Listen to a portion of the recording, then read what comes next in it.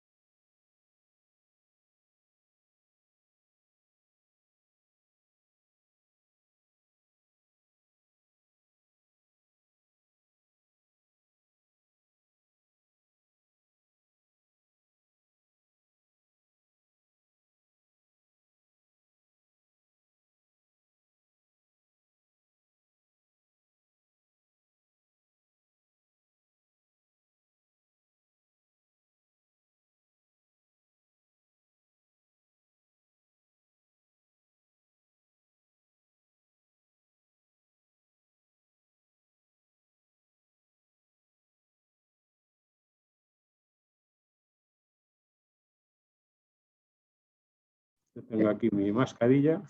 Que... No, ¿qué va? No, yo no me... Porque yo si tuviera que hablar mucho, sí, porque se me seca la boca. Buenas tardes, lo primero, a todo el personal que nos esté oyendo. Vamos a presentar una charla de dos personas influyentes a nivel de conocimientos. Y es el título de la conferencia de hoy es cómo defender ante la agencia tributaria la desgravación de los gastos del vehículo de tu actividad. Nos parece esencial, ya que además nos han consultado que qué tienen que hacer los colegiados que están utilizando su coche, están utilizando su combustible en hacer su profesión, a hacer sus recorridos a nivel de la clínica rural, etc. Entonces, el coche parece que es un sitio que la agencia tributaria intenta que no haya desgravaciones, con lo cual tenemos que presentar toda la documentación de acuerdo a lo que nos pida la agencia tributaria. Si nosotros esa documentación ya la tenemos preparada, nos va a costar menor esfuerzo y tener menor tipos de interacción con la agencia tributaria. Es decir, que no nos llamen una vez o dos veces, con lo cual es bastante desagradable porque parece que somos culpables hasta que no lo demostremos lo contrario. Entonces hoy tenemos, ya digo, a dos eminentes economistas, Marta Álvarez, una joven economista de Álvarez Abogados, y su compañero Juan José Puente, que también trabaja para dicha firma de abogados. Esta firma lleva trabajando con nosotros desde el año pasado y creo que las consultas que vienen haciéndose a nivel de asesoría, incluso de la declaración de la renta, pero también de asuntos personales como puedan ser, por ejemplo, el tema de las separaciones, etc.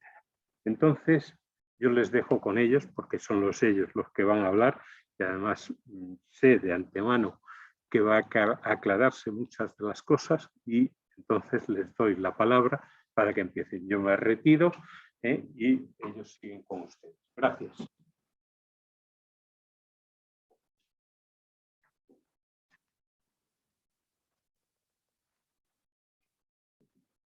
Bueno, buenas tardes a todos. Antes de nada, me gustaría agradecer al Colegio de Veterinarios de Lugo y en concreto a su presidente, José Luis, y a todos los asistentes por confiar en nosotros para impartir esta charla. El objeto de la misma es intentar aclarar las dudas sobre uno de los principales caballos de batalla que tiene vuestro colectivo, y es el defender ante la agencia tributaria la afectación del vehículo a la actividad y la desgravación de los gastos asociados al mismo. Parte de la dificultad surge por las distintas exigencias que establece la normativa de cada uno de los impuestos. Claro, no es lo mismo las exigencias para el impuesto sobre la renta de las personas físicas, para el IVA y para el impuesto de sociedades. Por lo cual, hemos estructurado la charla de la siguiente manera. En principio, bueno, vamos a hablar, mi compañero Juan os va a hablar de la normativa aplicable, muy por encima, y hay unos pequeños resúmenes después de cada impuesto. Luego se va a hablar de los criterios interpretativos, es decir, lo que opina la Administración al respecto, los criterios que utiliza ante las pruebas que presenta el contribuyente. Vamos a establecer una serie de conclusiones, un poco resumen de todo lo anterior y finalmente vamos a hacer una serie de recomendaciones de cómo argumentar la prueba para poder defender que un vehículo está afecto de forma exclusiva a la actividad y en consecuencia que se puedan desgravar los gastos asociados al mismo. Finalmente concluiremos con un turno de preguntas por si tenéis alguna duda al respecto. De todas maneras os daremos nuestros correos electrónicos por si a nivel individual cualquiera de vosotros quiere presentar quiere hacernos cualquier consulta, bueno, pues lo tiene a su disposición. Entonces, dicho esto, bueno, os dejo con mi compañero Juan Puente para que os explique un poquito los dos primeros puntos.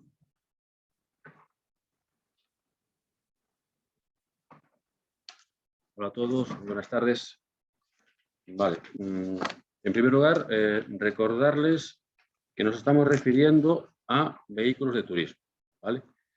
La definición de un vehículo de turismo viene, lo comento simplemente a nivel informativo, viene en el anexo del Real Decreto Legislativo 339/1990, que se aprueba el texto articulado de la Ley sobre Tráfico y Circulación de Vehículos a Motor y Seguridad Vial. Vale. Asimismo, se puede ver la calificación de un vehículo en la propia ficha técnica del vehículo. Las fichas técnicas más antiguas sí que ponen qué tipo de vehículo es. En las más modernas viene una codificación, con lo cual tendríamos que recurrir otra vez a la normativa para poder saber lo que se decía. Vale. Bien. Entonces, como les comentaba Marta, vamos a estructurar esto por impuesto. Y además lo vamos a estructurar de forma que vamos a pasar del impuesto más restrictivo en norma al menos restrictivo. Empezamos entonces lo que sería por el impuesto sobre sociedades. Perdón, sobre la renta. Vamos a ver. Lo que va a determinar si los gastos relacionados con un vehículo son deducibles o no a nivel de renta es lo que diga el artículo 22 del reglamento de IRPF, del impuesto sobre la renta de las personas físicas. Vale. Lo dejamos ahí reflejado a nivel simplemente enunciativo para que si alguno de ustedes lo quiere consultar, lo tenga ahí delante. Y se lo voy a intentar resumir brevemente en la siguiente ficha. Vamos a ver. Para que los vehículos de turismo se consideren afectos a una actividad económica, tendrían que estar o tienen que estar contabilizados o registrados dentro de los papeles de los documentos de la empresa, bien sea una sociedad o bien sea un autónomo. Tienen que ser necesarios para el ejercicio de la actividad. Ya ven ahí que siempre se refiere al artículo 22 del reglamento de IRPF. Tienen que utilizarse de forma exclusiva, es decir, solo para la actividad. Esto es muy importante. Y no existe la posibilidad de afectación parcial. La agencia tributaria determina, establece que un vehículo no es un bien indivisible y no permite en los bienes indivisibles que haya afectaciones parciales. Por tanto, si no hay una afectación, una dedicación exclusiva del 100%, no se puede descontar uno nada. Ni gastos del vehículo, ni gastos relacionados con el vehículo. Importante. Ni los gastos por la compra o alquiler del vehículo, ni los gastos por que se genera el uso de ese vehículo. Eso es muy importante tenerlo en cuenta. Bien. Si nos pasamos ya a lo que sería la ley de IVA. En la ley de IVA, la normativa que se establece, donde habla de la deducibilidad de un gasto y de la afectación o no, es el artículo 95, los apartados 95.1, 95.2 y 95.3. También les queda lo mismo, les quedan ahí reflejados y vamos a intentar resumirlo muy brevemente en la ficha siguiente. Ponemos lo mismo. Turismos afectos a la actividad económica tienen que estar contabilizados o registrados en la documentación de la empresa, tienen que estar afectos directamente a la actividad, tiene que ser un uso exclusivo que se integre en el patrimonio de la empresa. Y aquí, al contrario de lo que establece la ley de IRPF, sí que se admite la posibilidad de afectación parcial. De hecho, la ley de IVA establece una presunción del 50%. Una vez que demuestro que está afecto a la actividad, me admiten el 50%. Después veremos ahora que esta es una presunción que admite prueba en contrario, para mayor o para menor. ¿Vale? Impuesto de sociedades. El impuesto de sociedades no hay una norma específica de los vehículos, como si había un artículo específico tanto en IRPF como en IVA.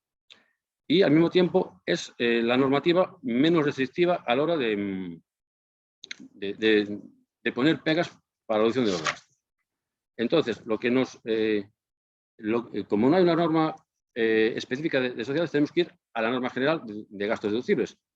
Y la norma general de gastos deducibles nos exige. Pasaremos entonces. ¿Qué nos exige la norma entonces? Lo mismo, esto se repite, que estén contabilizados o registrados. Que se aplique el criterio de devengo, es decir, que se registren en el momento en que se realiza el gasto, no cuando se hace el pago, siempre cuando se realiza el gasto, es el criterio de devengo. Que estos gastos sean necesarios para la obtención de ingresos, es decir, que estén vinculados con los ingresos. Que haya una justificación documental del gasto y que no se considere como un gasto no deducible.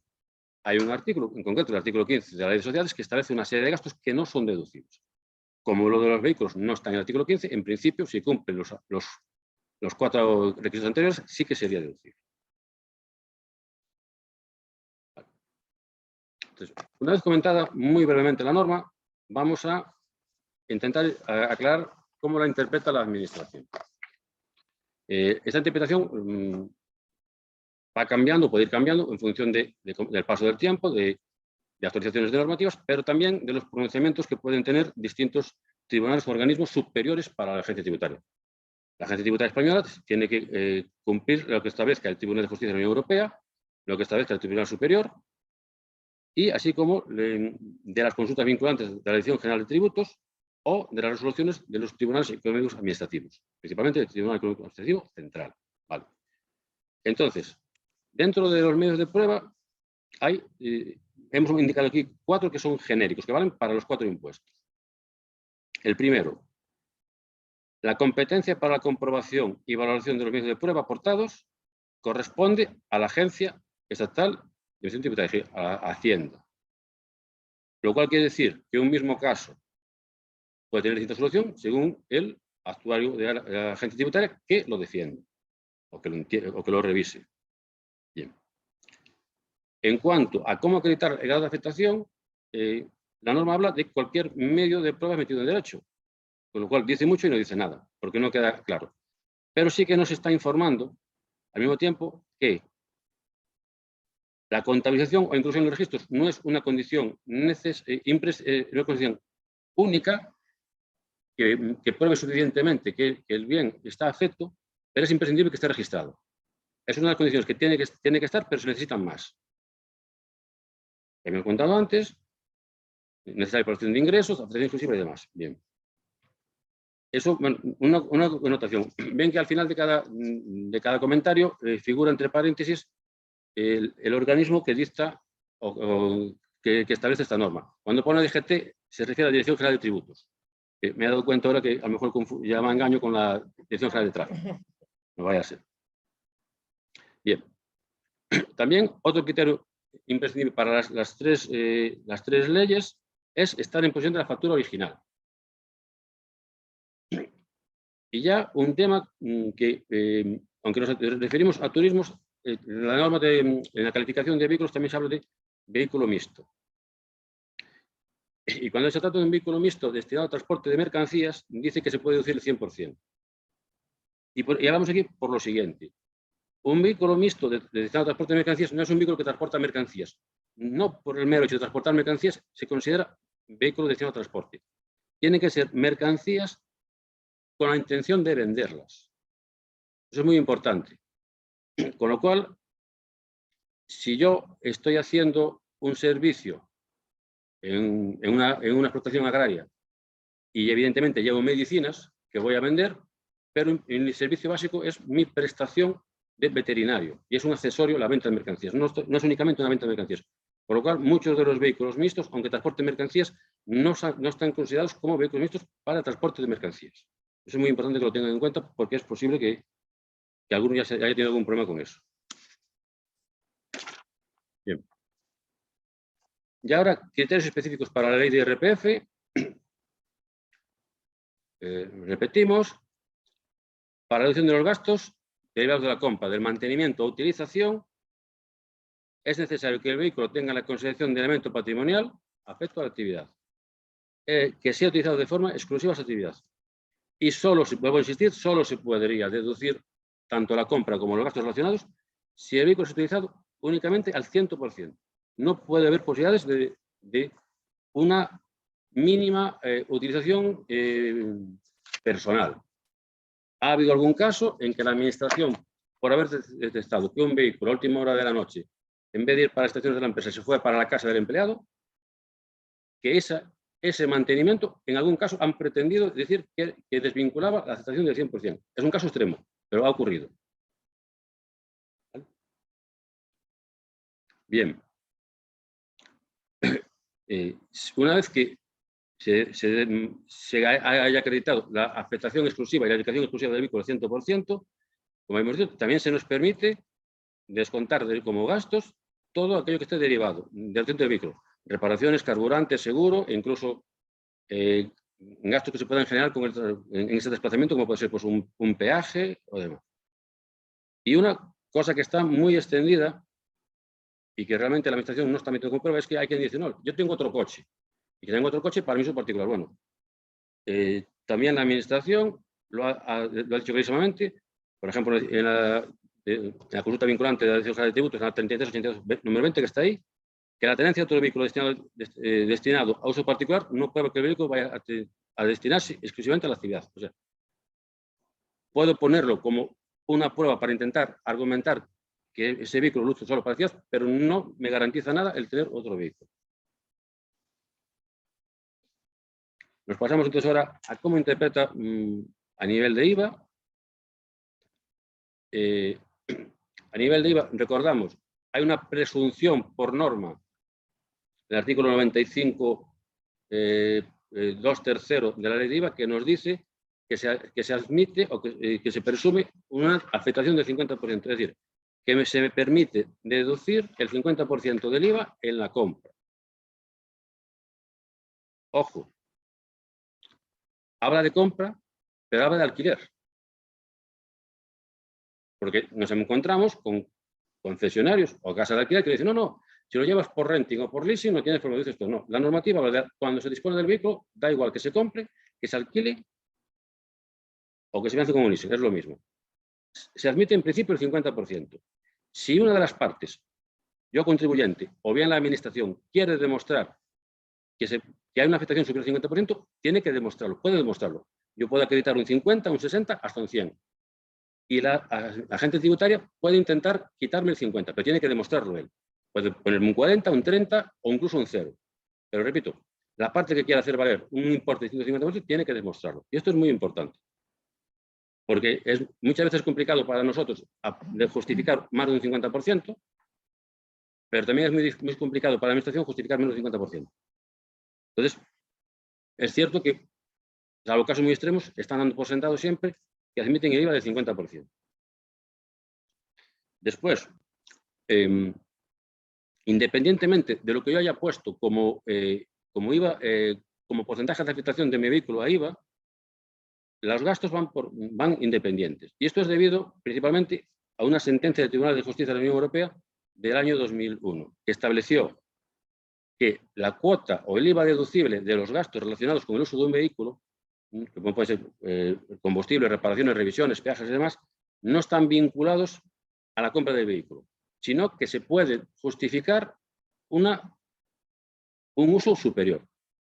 Si yo tengo que hacer un viaje a Madrid que puedo justificar al 100% que es un viaje relacionado con el trabajo, me podría deducir tanto el IVA de los peajes como el IVA del combustible, aunque el vehículo haya sido afectado al 50%. ¿Vale? Es más, aunque estuviera afectado al 0% en IVA. Repito, en IVA, en renta no es posible, o es el 100 o no es nada. Pero en IVA sí podría ser posible incluso meterse gastos sin tener vehículo. Lo que pasa es que hay que ser muy consciente de que hay que tenerlo muy justificado para poder llegar a discutir que sin tener vehículo me meto gastos relacionados con un vehículo. Y ya, a nivel de criterios indicativos de impuestos de sociedades, le decíamos que todo gasto, el impuesto de sociedades es mucho menos restrictivo, entonces lo que nos dice es que todo gasto será fiscalmente deducible, la parte correspondiente de la compra, reparaciones, mantenimientos, combustibles, siempre que se utilice en la actividad profesional o empresarial, que sea necesario para la misma, por tanto, que haya una vinculación entre ingresos y gastos, que yo pueda decir que necesito un vehículo, y que se cumplan los requisitos tanto de inscripción contable como de devengo, es decir, registro cuando se realiza, no cuando se paga, y que haya un justificante documental de esas operaciones. Salvo que alguno de esos gastos pueda estar establecido como no deducible en la ley. Por ejemplo, una multa. Si en un viaje de trabajo me ponen una multa, las multas nunca son deducibles por norma. Bien, entonces esto básicamente es así un poquito lo que sería la normativa y lo que serían los criterios que está aplicando la administración. Ahora, en cuanto a las conclusiones, ya va a hablar otra vez mi compañera Marta. Muchas gracias.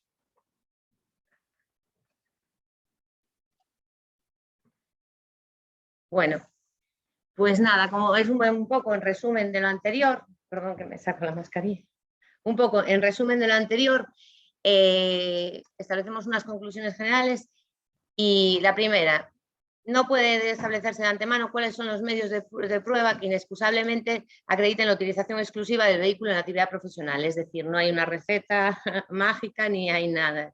Tiene que ser, bueno, cada contribuyente con su situación particular la que trate de acreditar esta circunstancia. La sartén, o sea, el mango de la sartén la tiene la administración, porque al final la competencia para la comprobación y la valoración de los medios de prueba aportados corresponde a los servicios de gestión e inspección de la agencia tributaria. Es decir, que al final los que tienen la sartén por el mango son ellos. Y nos ha pasado que lo que comentaba antes mi compañero, que ante pruebas similares, pues unos casos los han admitido y otros casos no los han admitido. Entonces, claro, pues es complicado. En cuanto a IRPF, repito, tiene que ser afectación exclusiva. O se deduce el 100% del vehículo o no se deduce nada. O se deduce el 100% de los gastos asociados al vehículo o no se deduce nada. Vale, el vehículo es considerado no afecto si se utiliza simultáneamente para actividades profesionales y privadas. aunque estas, las privadas, sean irrelevantes, que también antes lo comentaba Juan. La argumentación que da la agencia tributaria es que un bien indivisible no puede ser objeto de afectación parcial a la actividad. Y es en lo que se basa para tirar la mayoría de las pruebas.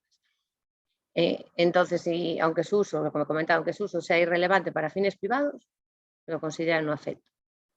Y al no considerarlo afecto, no da lugar a la deducción de ningún tipo de gasto relacionado con el mismo. Amortización, reparaciones, repuestos, combustible, seguro. Es decir, que aquí hay que ir o a demostrar la afectación exclusiva o no se puede deducir ni la compra ni los gastos asociados a la compra del vehículo. Bien, a efectos de, bueno, es la norma, lo que comentaba también antes Juan, es la norma más restrictiva, la de IRPF. En cuanto a IVA, bueno, pues que hay esa presunción del 50% una vez demostrada la afectación de un vehículo a la actividad y por tanto se admite el 50% del IVA de la compra, renting o leasing. No obstante, quien pretenda hacer valer una utilización distinta, superior o inferior, deberá aprobarlo. Y también lo que comentaba Juan, que el ejercicio del derecho a la deducción de las cuotas soportadas por la adquisición de combustible, reparaciones, revisiones, a que se someta un vehículo debe desvincularse del aplicable a la propia adquisición del mismo. ¿Vale? El resto de bienes y servicios empleados en el vehículo, si el grado de afectación que se proponga debe ser probado por cualquier medio de prueba admitido en derecho. Y nada, a efectos de impuesto de sociedades, es mucho más permisivo, no requiere la afectación exclusiva para poder imputar su amortización o gastos derivados de su uso, y simplemente, como el resto de los gastos deducibles en el impuesto de sociedades, tenemos que acudir a la norma general y que estén registrados, que se impute con arreglo de vengo, que sean necesarios para la obtención de ingresos, que estén justificados documentalmente y que no tengan la consideración de gasto fiscalmente no deducible. Vale. En la práctica, claro, es mucho más complicado. El impuesto de sociedades, bueno, no se meten tanto, se meten mucho más en renta. Lo que suelen hacer es, bueno, desgravarse el 50% de IVA y no meter los gastos. Hay alguno que se atreve y mete los gastos. También hay alguna sentencia que ya empieza a admitir, aunque no haya una afectación total, que empieza a admitir, pero bueno, por ahora, lo mayoritario, las sentencias del Tribunal Supremo hablan de que o en renta o es el 100% o no es nada. Entonces, bueno, depende de la valentía un poco de cada uno y de las pruebas que tenga para argumentar, que ahora veremos un poco las recomendaciones que nosotros hacemos en base a nuestra experiencia. Y todas ellas en base al contenido de sentencias que debaten sobre estos temas, ¿vale? Entonces, nuestras recomendaciones, principalmente preconstituir la prueba. Con esto quiero decir anticiparse, es decir, preparar la prueba antes de que tengamos que defendernos. Vale, una de las formas de probar la afectación es demostrar y necesaria que para el desarrollo de la actividad es necesario el uso de un vehículo. Vale, no es lo mismo pues una peluquería que un veterinario que tiene que ir a las explotaciones con un vehículo. Entonces, la propia actividad implica la necesidad o no de tener un vehículo a disposición de la misma. Después, demostrar la relación directa de los desplazamientos realizados con la cifra de negocio. Es decir, la relación entre los gastos ocasionados y los ingresos de la actividad. O sea, que el volumen de ingresos justifique el tener un coche. Que el modelo de vehículos se adecue a las necesidades de la empresa. Pongo aquí, ojo con los vehículos de alta gama. Claro, no se suelen admitir los vehículos. Hay una sentencia reciente que sí que lo admitió, pero en general la mayoría de las sentencias hablan de que no se admite por considerar que es muy difícil separarlo de las necesidades privadas.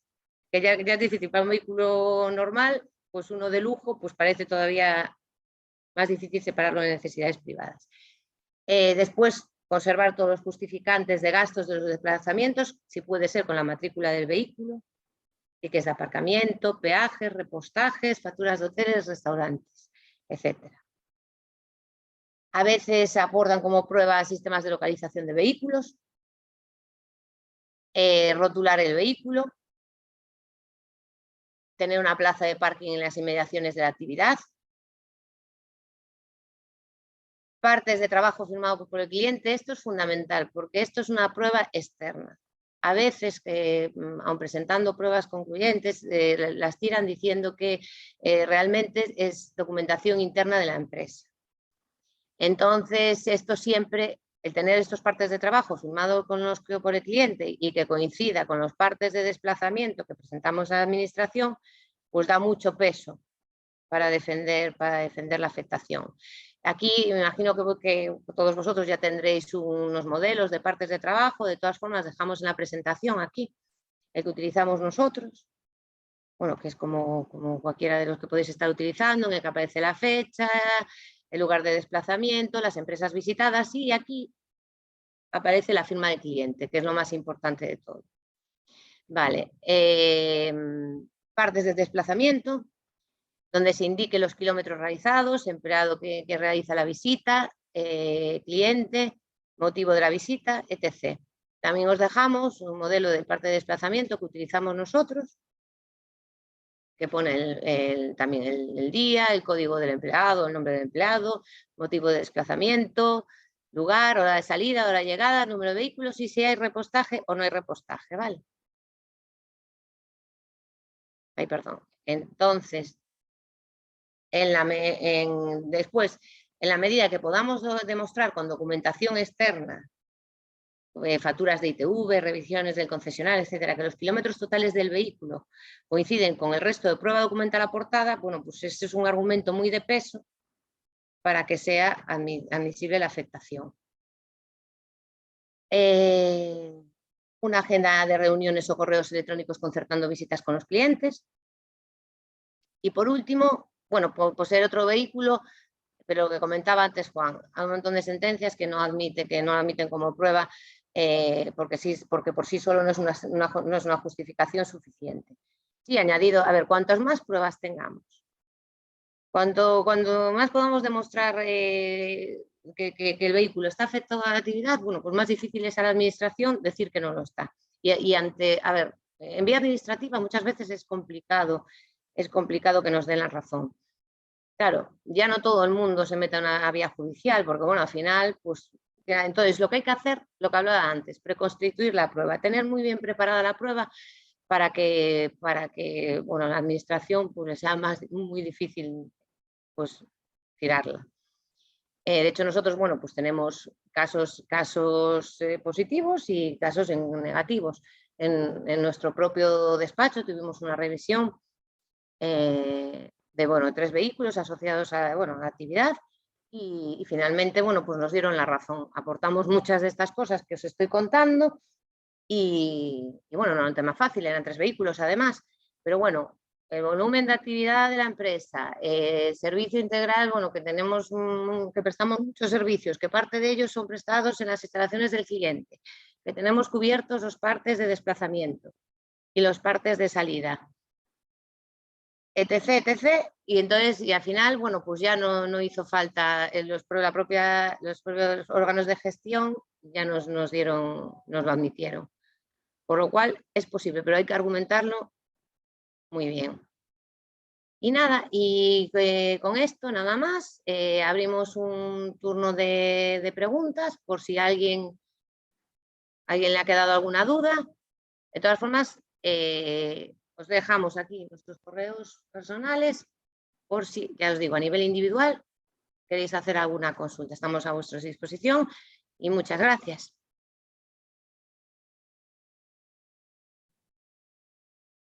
Sí, pero no sé si... Están escribiendo algo. De todas maneras, yo sí pregunto, ya que estoy aquí. Muy bien. Aprovecho. Lo que pasa es que no sé si le oyen, pero... Olvidarme esto, a ver si... Así mucho mejor. Bueno, muchas gracias por la charla, tanto al señor y a Álvarez, a la señora Álvarez, por todo lo que nos llega aquí, información. Yo quisiera hacer, por ejemplo, un tema. Preguntar, por ejemplo, ¿sería conveniente tener la furgoneta, que es lo que se puede utilizar más por parte de los veterinarios, o un SUV 4x4 rotulado, es decir, que lleven sus rótulos veterinario o clínica veterinaria? Eso sería motivo porque, claro, un coche de alta gama es un 4x4 ya. Estamos hablando de el Land Cruiser está por encima de los 65.000 €. Entonces, yo digo, eso la agencia tributaria te va a decir que lo vas a utilizar. Para fines privados. Claro. El tema es el siguiente. Es decir, un coche, si se utiliza para lo particular, no puedes llevar las cosas que lleva un veterinario dentro de ese coche. Digamos, pues puede llevar un equipo de rayos, un equipo de ecografía, un equipo de inseminación artificial. Medicalizadas, digamos. De acuerdo, puede llevar también, pues, o incluso un cardiógrafo. Todas estas cosas no se pueden bajar por la noche en casa, en el parking o donde sea, y dejar el coche libre. Ni los fines de semana, porque te van a llamar. Era lo que yo le aduje a la agencia tributaria una vez. Es una coche que es furgoneta y no se utiliza para otra cosa. ¿Por qué? Porque tú el fin de semana no coges, lo descargas todo para irte al campo. No, eso es inviable en nuestros casos. Pero la agencia tributaria no lo ve así. Lo ve que es un coche que se puede tener otra función fuera del horario de trabajo. Es donde viene el kit. Por eso yo digo, rotular el coche, cogemos un coche, lo ponemos un logo y todas estas cosas. ¿Sería más accesible a la agencia tributaria? A ver, todo eso ayuda, pero por sí el tener el logo, o sea, me parece mucho más importante lo de que la furgoneta esté medicalizada que no el que tenga un logo no lo tenga. Claro, si todo eso podemos acompañar de partes de desplazamiento, de visitas a clientes que acrediten que todo lo que se mueve ese coche es para la actividad, porque es que a veces es cierto, que muchas veces es cierto que realmente se utiliza de forma exclusiva para la actividad y más con las características. Yo sería un caso que me atrevería a defender claramente. A nivel impuesto de sociedades yo no tendría ningún problema. A nivel renta, autónomo, pues profesional autónomo, pues claro, o es el 100% o es el 0. Entonces tendríamos que ir a por demostrar la afectación exclusiva. Entonces hay que sentarse y hay que decir, bueno, con los asesores y decir, bueno, a ver, ¿cómo podemos, cuando pues, se compra el vehículo, cómo podemos hacer para acreditar o para anticiparnos, ¿no? ¿Sabes? A una posible control o a una posible inspección en relación al vehículo, porque lo voy a utilizar para fines exclusivos de la actividad. Entonces, por sí solos, ninguno de los medios de prueba son concluyentes. Pero un compendio, un conjunto de ellos sí que puede darnos argumentos sólidos para defendernos ante la administración. ¿Qué pasa? Que, claro, si les da por decir al funcionario, le da por decir que no, bueno, pues al final nos vamos al Tribunal Económico, pero no deja de ser lo mismo. Y si nos vamos claro, ya mucha gente no se atreve a ir más allá, pues por el coste que tiene, porque puede ganar o perder, por todo. Pero claro, también hablamos de vehículos de un precio importante, inversiones importantes. ¿Lo deducimos del 0 o deducimos del 100? Hay que valorar en cada caso concreto si se tira más allá. Pero cualquier funcionario razonable argumentando, claro, este caso es que está medicalizada. Las partes de trabajo firmados por el cliente, yo creo que son lo más... Determinantes, sí son determinantes. No, eso se puede hacer.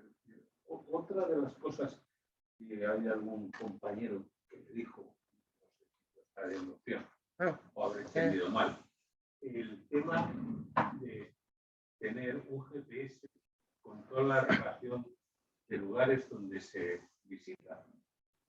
Por eso ayudando por la firma del cliente en el desplazamiento, yo creo que sería bastante válido. Sí. No sé, Sí. En la recomendación, también podría ayudar ahí. en las recomendaciones que comentaba Marta, justamente estaban dos. Una que era, sistemas de localización de vehículos y otra incluso rotular el vehículo. ¿Qué ocurre? El sistema de localización, si yo tengo un parte de desplazamiento, disculpe, si yo tengo un parte de desplazamiento en el que anoto al cliente que voy, al servicio que le presto y está firmado por el cliente, ya estoy justificando que se mueve el vehículo. Ahí el GPS o el sistema de localización me serviría más para acreditar que el vehículo estuvo todo el tiempo donde yo digo que ha estado. Pues, si yo lo aparco, lo llevo al aparcamiento y lo dejo en el aparcamiento de la empresa, acredito que no se ha movido de ahí. Más que para acreditar a dónde he ido, es a dónde no he ido. Porque muchas veces esto es una prueba imposible. Porque si yo tengo que justificar el 100% de la gestión exclusiva del vehículo y que no lo he usado nunca, o pongo a un notario en la puerta del garaje y que se quede ahí de noche, o es imposible acreditarlo realmente. Entonces, sí sería un sistema para acreditar el vehículo durante el día voy a otros sitios y durante el fin de semana queda registrado que está en un posicionamiento que es un estacionamiento donde no se ha movido en todo el tiempo. Bueno, pero ya está acreditado con un... Claro, está acreditado efectivamente. No es tanto que se use los fines de semana, porque un veterinario que haga clínica a domicilio y urgencias trabaja cuando le coincida. Eso es evidente. Entonces, no es una persona que trabaja, no es un funcionario o una persona que trabaja en una empresa de lunes a viernes. Es distinto. Y es muy importante, voy a recalcar lo que ha dicho antes Marta. Si yo hago unos partes de desplazamiento y se gestionan y se anotan unos kilómetros, nos estamos encontrando muy a menudo que a veces nos dice, bueno, vale, ahí figuran los kilómetros, pero es que no somos capaces de saber cuántos kilómetros tiene el vehículo. Por eso Marta recalcaba el tema de las ITVs o de las revisiones de los vehículos, porque ahí siempre figuran los kilómetros y lo pone alguien externo a la empresa. Entonces, si yo mi justificante de desplazamientos el día 14 del mes tiene X kilómetros y el día 14 del mes voy a la ITV y con 100 kilómetros, estoy reforzando mi prueba.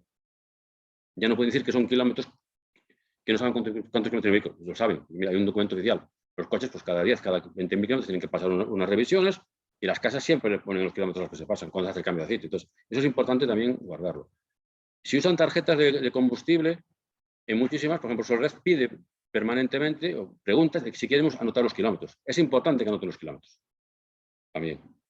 Porque va a aparecer en una factura después emitida por Solred, junto a la carga, el número de kilómetros que tenía el vehículo en ese momento. Y eso también va a acreditar que los consumos se corresponden con los kilómetros recorridos, que eso también podría llegar a revisarse.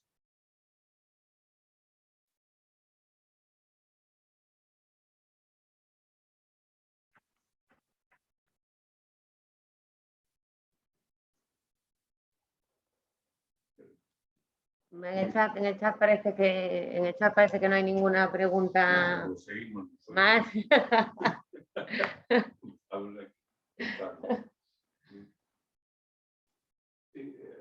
Yo he visto también otra cosa que no sé por qué, el tema leasing. Que ahora se utiliza mucho el renting, ¿no? Y que incluso estos leasing, estos renting, se piden créditos a las agencias bancarias o Caja Rural, por ejemplo, en Lugo, ¿no? Y además es para empresas que contratan un leasing de un coche de alta gama. Yo no entiendo por qué entonces ahí pueden descontar. Claro, pero a ver, hay una, lo que comentaba antes Juan, que bueno, más es tu tema, además, hay una creencia popular de que si las operaciones son realizadas por renting o por leasing, que sí que se pueden deducir, que no es cierto. Que no es cierto. Todos los criterios de los que habló Juan, ahora lo completa, tanto son para adquisición directa, digamos, como por leasing o por renting, ¿vale? Entonces, no es verdad que, ¿qué pasa? Que sí que es cierto que, como dijimos antes, el impuesto de sociedades es mucho más flexible a la hora de meter los gastos tanto del vehículo como del mantenimiento. Entonces, Juan, si quieres completar un poquito más. Claro, es muy... Claro, bueno, el impuesto de sociedades, claro, es mucho más flexible la normativa del impuesto de sociedades, por eso... En los criterios interpretativos de IVA, le voy a leer un párrafo muy breve. Ante el supuesto general que presume un grado de afectación de los vehículos del 50%, una vez acreditada su afectación a la actividad empresarial, esta presunción significa que quien quiera hacer valer un grado de utilización distinto, superior o inferior, deberá aprobarlo, con independencia de la forma de adquisición del mismo, compra, importación o arrendamiento. Consulta de tributos del año 16. Entonces, da igual la forma en que se compra. La normativa que hay que cumplir es la misma. Hay un tema a nivel práctico que sí es cierto. Si yo compro un vehículo, sea, lo pague, lo financie, lo pague al contado, da igual, automáticamente el vehículo pasa a estar en mi nombre. Tráfico notifica todas las transmisiones de vehículos a Hacienda. Con lo cual Hacienda sabe, cuando alguien compra un vehículo, automáticamente es casi matemático cualquier vehículo que compre un empresario que le van a reclamar que acredite cómo está contabilizado, cómo está registrado. Si yo lo compro por leasing o por renting, hay una compra aplazada. Yo realmente no soy dueño del vehículo hasta que se acaba el leasing y ejercicio de la acción de compra. Entonces, es posible que en esos años que estoy pagando las cuotas mensuales no salte el tema. Pero la obligación es la misma. Es más fácil, mucho más fácil tener problemas si es compra directa que no mediante leasing y renta, por lo que acaba de decir. Pero bueno, que la normativa es igual, que eso sí que hay una tendencia generalizada, la normativa se aplica la misma. En caso de que te llamen... Vamos a ver. Yo lo digo porque, compañeros, comprar un vehículo, si lo hacen por renting o leasing, que ahora además todas las agencias bancarias, etcétera, están lanzando ofertas continuamente. Sí, continuamente. Puede ser una forma, digamos, de que no te vaya directamente la agencia tributaria a darte el golpe. Sí. Es decir, que puedas tener un golpe menor. Es decir, subes a un cuadrilátero, te da un golpe, pero un golpe menor. Claro. No es un golpe knockout. Que no lo tengas o que lo tengas más tarde. Cuando compras el vehículo, que es lo que yo entiendo. En el momento que compras el vehículo, ya entonces la Hacienda te tiene ya localizado. Y eso, si yo compro un Ferrari que vale 300.000 euros, me tiene localizado al minuto. Eso sí. Pero esos coches de alta gama también ahora se están haciendo en renting en leasing. Sí, pero a ver, es importante, es muy importante tener en cuenta eso. Para que sea deducible, da igual la forma en que yo use ese vehículo. Repito, evidentemente, cada vez que se compra un vehículo de cualquier tipo, la transferencia que se hace en tráfico, automáticamente el tráfico se la comunica a Hacienda. Con lo cual, Hacienda tiene muy fácil saber en ese momento. Si yo estoy pagando cuotas mensuales mucho más pequeñas, a lo mejor no se dan cuenta de ese tema. Hay otro tema también con el tema de los vehículos. Yo hace muchos años un cliente me decía, es que yo quiero meter un coche en la empresa y tú no me dejas. Y yo conozco a fulano, que no voy a decir el nombre, pero vamos a ver si todos quién es. Conozco a alguien que trabaja en una empresa muy importante que vende café. Y ese se mete el coche. Pues vamos a ver, esa empresa que vende café vende 40 millones de euros y tú vendes 40.000 euros. No te puedes comparar tampoco. Eso también influye. Por eso hablábamos antes de que el vehículo sea necesario para la ciudad y acorde a las necesidades de la ciudad. Eso también es bastante importante. Claro. Después, evidentemente, yo me imagino que Florentino Pérez, si se mete en su empresa un Ferrari, pues a lo mejor no es tan... Claro. Entonces, claro, eso también es importante tenerlo en cuenta. Pero que tenga muy claro, lo que nos dicen, cuando en un concesionario o cuando en un banco les digan que no tienen ningún problema, vale, pues fírmame, si hay algún problema, me lo pagas tú. A ver cuántos después dicen lo mismo. Porque después los malos siempre somos los asesores. Porque siempre nos negamos a todo. Nos negamos a todo. Pero bueno, si lo que quieres saber es que si existe menos riesgo si es por renting o por leasing. ¿De qué? Menos riesgo de que te llamen. Otra cosa es que cuando te llamen te tengas que defender igual. Claro, claro. El tema, yo quisiera resumir para los compañeros veterinarios que no son directores de empresas, la mayoría de ellos, ojalá todos fueran directores de empresas, sino que son gente que son autónomos. ¿Qué cosas tienen que hacer para cuando les llame Hacienda tener los papeles y no llevarse ese susto, ese golpe, ese impacto, sino que así, me llaman, pero yo tengo esto? Pues eso es lo que yo quiero. Tener la prueba preparada. Pues esto es un poco lo que hablé con las recomendaciones. Al final, cuanto más cuanto más pruebas tenga, cuanto más pruebas preparemos, más posibilidades tenemos de llevarnos la razón. Hablaba de anticiparse, muy importante, ¿vale? Tener preparada la prueba, porque después es muy complicado una vez que nos llamen preparar la prueba. Vale, una regla es demostrar una relación directa de los desplazamientos con la cifra de negocio. Bien, conservar los justificantes que tengamos de todos los desplazamientos, si puede ser con la matrícula del vehículo. ¿Justificante valdrían las recetas que se hagan? Como las recetas que se emitan. Es decir, yo voy a una explotación y hago unas recetas. Esas recetas no solamente pueden ser de papel o pueden ser telemáticas, sino que además tienen que quedar reflejadas en el libro de explotación de esa explotación. O sea, acredita la visita, digamos, de alguna manera. La receta acredita la visita. Pues sí, pues sería una manera que tenéis vosotros, que yo no la desconocía, que sí que pueda acreditar la visita, por ejemplo. Claro, todas esas cosas que se puedan ocurrir, yo estoy dando unas recomendaciones generales en base, y un poco en base a las sentencias, a lo que hay, pero claro, en el sector concreto, vosotros mejor que nadie conocéis un poco las características de cómo, pues lo que se te acaba de ocurrir. ¿Cómo puedo acreditar? Bueno, pues eso es una manera de acreditar el desplazamiento, la emisión de una receta. Que vincula. Me imagino que eso tendrá una relación después de todas las. Claro. El día que se ha hecho,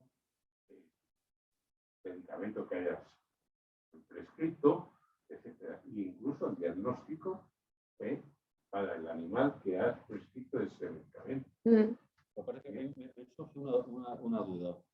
A ver, si esa receta, la única forma de saber que acredita el lugar donde ha sido expedida es asistir al libro de explotación del ganadero. Para comprobar. Vale. Claro, pero entonces tú tienes una receta, en papel, por ejemplo, tienes un resguardo. Ya, lo que pasa es que no queda constancia de dónde se ha expedido. Es decir, yo la receta la ha expedido un profesional. Sí, pero yo puedo ir a casa del profesional a que me dé la receta o a ir a mi casa. Esa es la parte que yo no tengo claro. Ir a casa para ver cómo por teléfono haces. A ver, si esa copia de la receta la juntamos una firma de. Es que ahí lo mejor. Es que además tienes que poner el nombre del ganadero y el lugar al que te desplaces. Ustedes, cuando van a visitar un animal para cuál es el servicio, lo normal es que alguien te firme un albarán. Bueno, pues el albarán o parte del desplazamiento, llamémoslo como queramos, al final es lo mismo. El albarán sí que acredita que visita las instalaciones del señor, tal día, análisis de. Pues eso ya es. La agencia tributaria sería la relación de explotación. Y ahí está el medicamento con visita de más del veterinario. Sí. Porque no solamente la receta, sino la visita del veterinario. Claro, es que lo importante es la visita. Y eso es lo que yo digo. La visita es lo más esencial. Sí. La visita es lo más importante, pero tiene que quedar acreditada. Por eso recalcamos mucho la importancia de, aunque yo haga resúmenes de lo que he hecho, de dónde he estado, de dónde me he desplazado, la agencia tributaria tiene la tendencia a decirnos, sí, pero son documentos internos de la empresa. Por tanto, esos documentos internos, ¿quién los valida para darles veracidad? Si me lo firma un cliente, ya está dando una veracidad. A ver, yo creo que es un documento muy sólido, porque al final es un documento público, digamos, legal, que está diciendo que, y es que en la mayoría de los casos no se podría hacer de otra manera. Tienes que visitar, si no estoy entendiendo mal, tienes que visitar, tienes que diagnosticar y tienes que recetar. ¿Qué pasa? Que si solo acompañamos de una firma del cliente en algún sitio, pues también.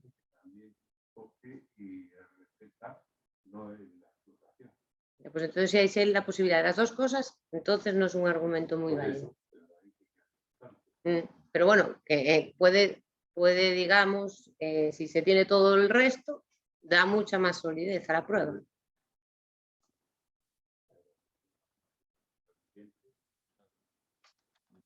Por ahí lo del tema del albarán o de la parte del trabajo realizado. Podemos llamar albarán, parte de desplazamiento, justificante de prestación de servicio, me da igual. Lo importante es acreditar eso y pues eso evidentemente que se refleje en un cobro del servicio. Es evidente, claro. Después hablamos además de sistemas de localización, que también, rótula de vehículo, plazas de parking en las inmediaciones de la actividad, las partes de trabajo, partes de establecimiento, toda la documentación externa que podamos tener, incluso correos electrónicos concertando visitas o una agenda de reuniones con clientes. Y bueno, también el poseer otro vehículo que por sí mismo no es prueba de nada, pero también si lo añades a otras pruebas, bueno, pues también sería válida. De todas formas, queda en la presentación para que todo el mundo pueda ver este tipo de recomendación.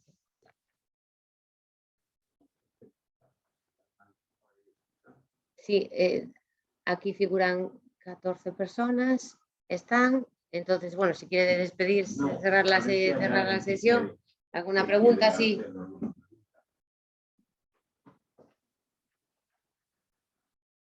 Hola. Antes de despedirnos, ¿alguien quiere hacer alguna pregunta sobre el tema de la agencia tributaria y los vehículos? Miguel Ángel, ¿me oyes?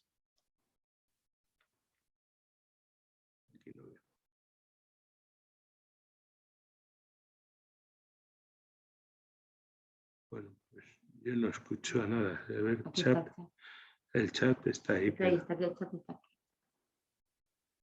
El Zoom se ve, el PowerPoint con las pero eso fue al principio, baja para abajo. Creo que no me escucháis.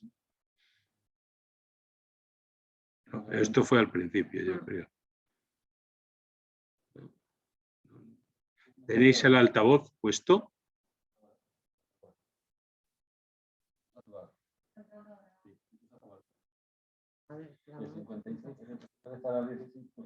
Altavoz yo creo que sí. Sí, está Sí, puesto sí. altavoz, sí.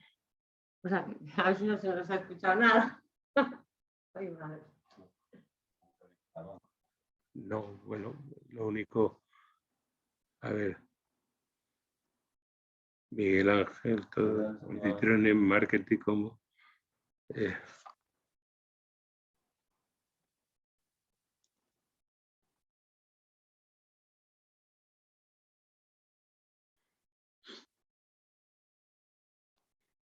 Nos dicen desde Combu que a nosotros sí que se nos escuchaba bien, pero a mí no me oís. Es decir, a Combu no le oímos.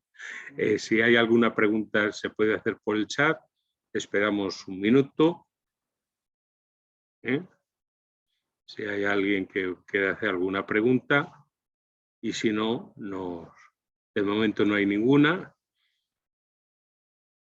Bueno, esta conferencia se queda grabada. Además, os ha dicho la señora Álvarez y el señor Puente que tenéis sus correos electrónicos por si le queréis hacer alguna pregunta concreta. Sí se oye, todo bastante claro. Gracias, nos dice. Bueno, pues gracias a vosotros. Entonces, si no hay ninguna otra cosa, nos despedimos. Se os ha escuchado perfectamente toda la intervención. Gracias. Bueno, pues si no hay ninguna pregunta, agradecer tanto a Marta Álvarez como al señor Puente, Juan José Puente, su magnífica charla que nos ha introducido en esta labor ingrata que tenemos los veterinarios con la agencia tributaria. Creo que ojalá dentro de unos años no tengamos estos problemas. Estamos luchando individualmente, espero que desde ahora, desde el colegio y desde los colegios, para que la agencia tributaria considere a los veterinarios un servicio esencial, ya que ha sido así durante la pandemia, pero que nos han discutido desde las vacunas hasta la desgravación de los vehículos. Con lo cual hay que seguir luchando y nada más. Agradecer a estos dos excelentes economistas, al grupo de abogados Álvarez, que nos asesoran en muchos aspectos y que además los colegiados tienen oportunidad de acceder a ellos. Pues nada más, muchas gracias Marta, Juan José, por vuestra presencia. Gracias.